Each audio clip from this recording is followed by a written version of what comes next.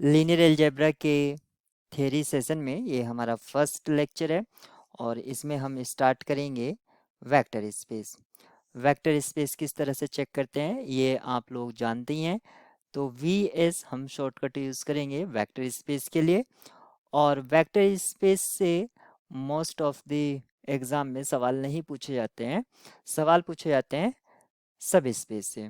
तो हम यहाँ पर सब स्पेस की प्रॉपर्टीज़ को पढ़ते हैं। तो सबसे पहला है प्रॉपर्टीज़ ऑफ सब स्पेस।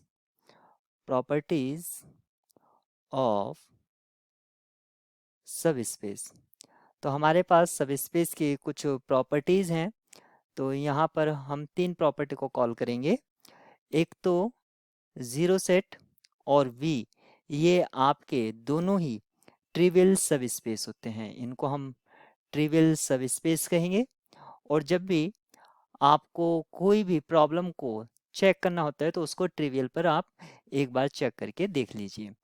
फिर दूसरा हमारा है इंटरसेक्शन। मान लीजिए W1 और W2 आपके दो सब स्पेस हैं, तो इनका इंटरसेक्शन भी हमेशा सब स्पेस होगा, यानी कि ऑलवेज सब स्पेस।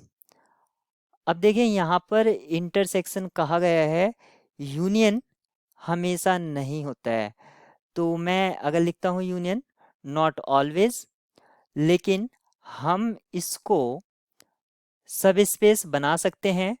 मान लीजिए अगर हम W1 और यूनियन W2 ले रहे हैं तो ये हमेशा ही सब स्पेस बनाए, ऐसा ज़रूरी नहीं है।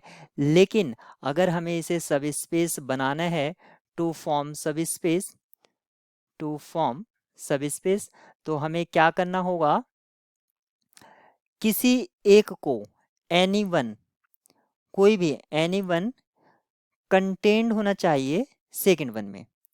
कोई भी एक कंटेंड हो दूसरे में, तो हम ये कह सकते हैं कि जो यूनियन है आपका सब स्पेस फॉर्म करेगा। यानी कि W1 union W2 will be a सब space if and only if, ये सब स्पेस होगा आपका किस केस में, if and only if one of them, one of them is contained in other, is contained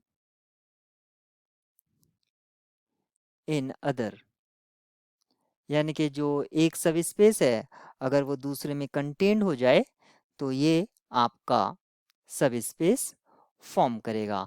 mathematically आप इसको इस तरह से लिख सकते हैं, यानी कि W1 union W2 is a सब स्पेस, इज अ सब space if and only if, if and only if either W1 is contained in W2 or W2 is contained in W1।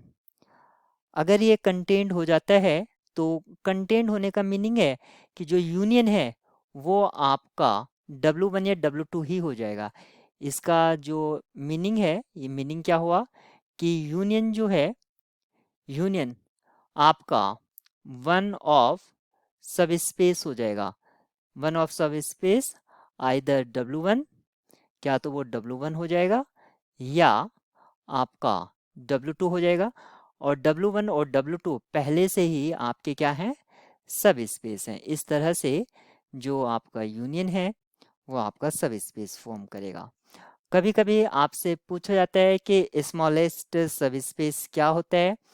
तो अगर हम लीनियर सब स्पेस ले लें, linear some of सब space, linear some of सब space, जिसको हम नॉर्मली इस तरह से W1 प्लस W2 की तरह डिफाइन करते हैं।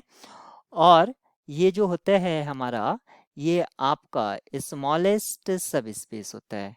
क्या होता है ये, स्मॉलेस्ट सब स्पेस होता है।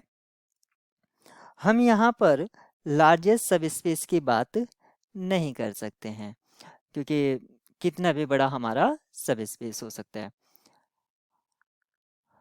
अब अगर हम देखते हैं,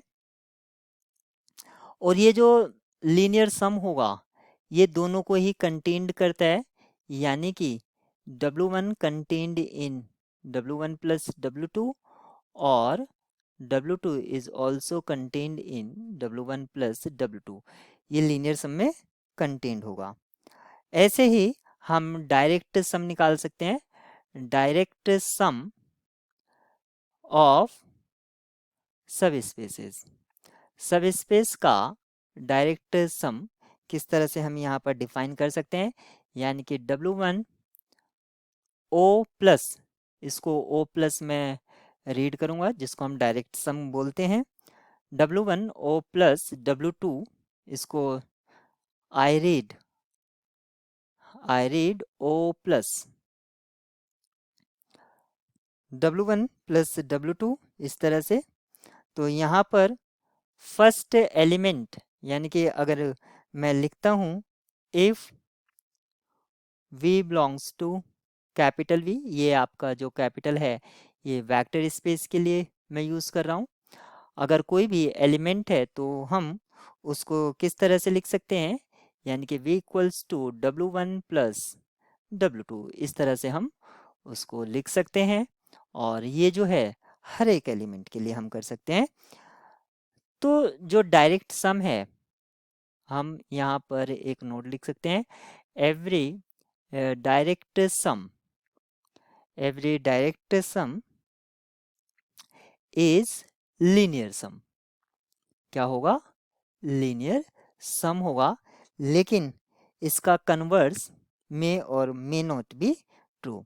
हम यहाँ पर लिख सकते हैं कन्वर्स मे और may not be true. Converse true हो ऐसा जरूरी नहीं है। अब हम दो सब स्पेस को डिसजॉइंट कब कहेंगे, यानी कि जैसे हम दो सेट को डिसजॉइंट कब कहते हैं, जब उसमें कुछ भी कॉमन नहीं हो लेकिन जो इंटरसेक्शन है वो आपका सब स्पेस फॉर्म करता है, तो जरूरी है कि उसमें आइडेंटिटी एलिमेंट हो। यानी कि डिसजॉइंट होने के लिए जरूरी हो जाता है कि सिर्फ और सिर्फ उसमें आपका आइडेंटिटी एलिमेंट ही हो। तो ये डिसजॉइंट के लिए कंडीशन हो गई है, यानी कि W1 और W2 अगर डिसजॉइंट है तो इनका इंटरसेक्शन 0 सेट के अलावा कुछ नहीं होना चाहिए।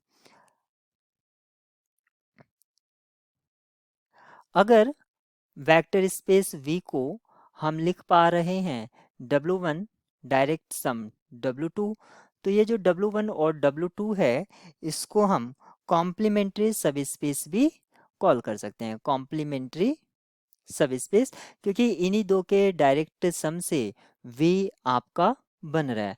तो दो हैं तो कॉम्प्लीमेंट्री सब स्पेस, जैसे कॉम्प्लीमेंट्री एंगल्स होते हैं, कॉम्प्लीमेंट्री सब स्पेस हम इसको कॉल करेंगे, यानी कि एक दूसरे के क्या होंगे? पूरक होंगे, हिंदी में अगर मैं बात करूं तो। और अगर हम डायमेंशन की बात करते हैं, जो डायरेक्ट सम की जो डायमेंशन होगी वो क्या होगी, अगर मैं यहाँ पर W को ये सब वेक्टर स्पेस है उसको मैं मान लीजिए लिख पा रहा हूँ इस तरह से U डायरेक्ट सम V, तो डायमेंशन ऑफ W जो है वो क्या होगा? Dimension of U plus dimension of V। इस तरह से आप डायमेंशन कंसेप्ट को रिकॉल कर सकते हैं।